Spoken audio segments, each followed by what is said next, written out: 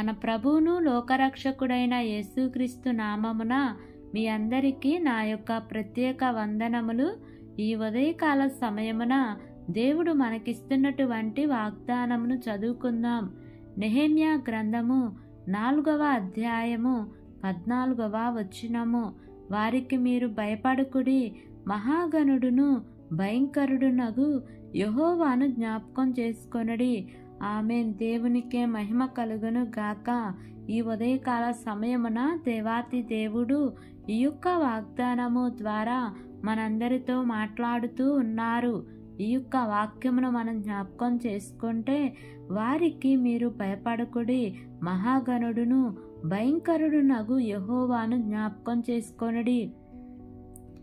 నెహెమ్యా అర్తహషస్త అనే రాజు దగ్గర గిన్నె అందిస్తూ ఉద్యోగం చేస్తూ ఉన్నాడు. అతని హృదయంలో దేవుడు యెరూషలేము గూర్చి భారాన్ని పెట్టిన తరువాత ఈ నెహెమ్యా యెరూషలేము ప్రాకారము పడిపోయినది అని వినినప్పుడు అతను సెలవు పెట్టుకుని యెరూషలేముకి వచ్చి ప్రాకారపు గోడలు కట్టిస్తూ ఉంటాడు.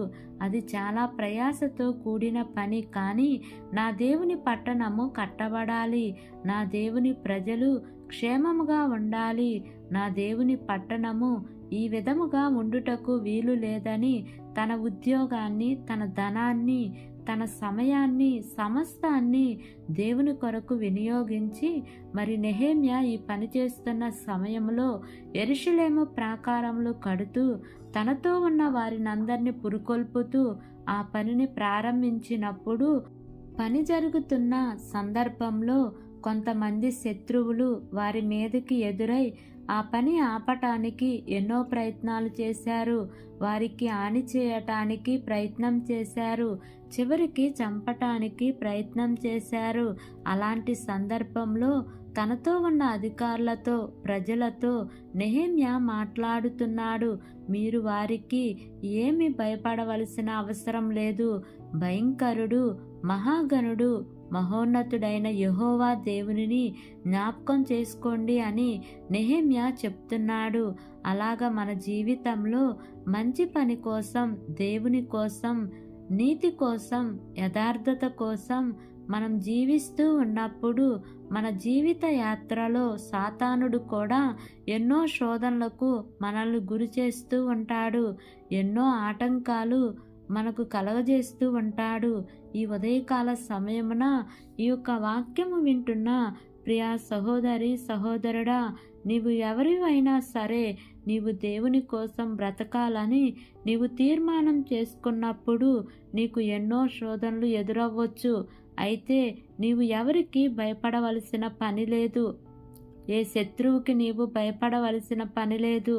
నీవు యథార్థంగా జీవిస్తూ ఉన్నావు, మంచి పనులు చేస్తూ ఉన్నావు గనుక నీవు ఎవరికి భయపడవలసిన పని లేదు. నీ దేవుడు నీకు తోడుగా ఉంటాడు. మన దేవుడు మహాగణుడైన వాడు, మహోన్నతుడైన దేవుడు, భయంకరమైన కార్యములు తన బిడ్డల పక్షమున చేసినవాడు. ఆయన చేసిన కార్యములను నీవు గుర్తు చేసుకున్నావనుకో, నీకు ధైర్యం వస్తుంది, నీకు ఆదరణ కలుగుతుంది. గనుక నీవు ఏ విషయంలో కృంగిపోవలసిన పని లేదు. దేవుడు నీకు గొప్ప విజయమును అనుగ్రహిస్తారు. ఇక్కడ నెహెమ్యా ఆ ప్రజలను ఉజ్జీవపరిచిన తరువాత వారెంతో ధైర్యమును తెచ్చుకొని పనిని పూర్తి చేసినారు. 52 రోజులలో యెరూషలేము ప్రాకారము కట్టబడింది. ఏ శత్రువులైతే యెరూషలేము ప్రాకారం కట్టకుండా చేయాలని చూశారో, చంపాలని చూశారో, ఇబ్బంది పెట్టాలని చూశారో వారందరూ సిగ్గుపడ్డారు. వారందరూ ప్రక్కకు వెళ్ళిపోయినారు. ఈ ఉదయకాల సమయమున నీ జీవితంలో కూడా శోధనలు ఎదురవుతూ ఉన్నాయా? వ్యాధులు ఎదురవుతూ ఉన్నాయా? బాధలు ఎదురవుతూ ఉన్నాయా? నిందలు, అవమానాలు ఎదురవుతూ ఉన్నాయా? కష్టాలు ఎదురవుతూ ఉన్నాయా? నీవు ఏమి భయపడవద్దు. ప్రభు నీతో ఉన్నాడు. దేవుడు తన బిడ్డల విషయంలో దేవుడు చేసిన గొప్ప కార్యములను నీవు ఎప్పటికప్పుడు జ్ఞాపకం చేసుకో. ఇశ్రాయేలీల విషయంలో, మోషే విషయంలో, నెహెమ్యా విషయంలో, ఎజ్రా విషయంలో, యోబు విషయంలో, ఏలియా, ఎలీషా విషయంలో అబ్రహాము విషయంలో, దావీదు విషయంలో ఇలా దేవుడు తన బిడ్డల జీవితంలో దేవుడు మేలులు చేసిన గొప్ప కార్యములను జ్ఞాపకం చేసుకున్నప్పుడు నీవు ఎంత ధైర్యమును పొందుకుంటావు. అదే దేవుడు మన దేవుడై ఉన్నాడు. మన దేవునిలో ఏ మార్పు లేదు. నిన్న నేడు నిరంతరం మారని దేవుడు. ఆయన ఏకరాతిగా ఉన్న దేవుడు. ఆయన నీ పట్ల కూడా అలాంటి కార్యములు దేవుడు చేస్తారు. ఎవరైతే నిన్ను సిగ్గుపరచాలని, అవమానపరచాలని చూస్తున్నారో వారి ముందే దేవుడు నీ తల ఎత్తుతారు. దేవుడు గొప్ప కార్యములు నీ జీవితంలో జరిగిస్తారు. కాబట్టి ఈ వాగ్దానమును నమ్మి ఈ వాగ్దానం ప్రకారంగా జీవిద్దాం. దేవుడి వాగ్దానము మనందరి జీవితములలో నెరవేర్చబడునుగాక. ఆమేన్. ప్రార్థన చేసుకుందాం. ప్రేమ కలిగిన యేసయ్యా, కృప కలిగిన దేవా, నీకు వందనాలు తండ్రి. నీకు స్తోత్రములు ప్రభువా. ఇంతవరకు నీ కృపలో మమ్మల్ని కాచి కాపాడిన విధానాన్ని బట్టి నీకు వందనాలు ప్రభువా. ఈ ఉదయకాల సమయమున మీరు మాకు ఇచ్చినటువంటి ఇటు వాగ్దానాన్ని బట్టి నీకు వందనాలు ప్రభువా.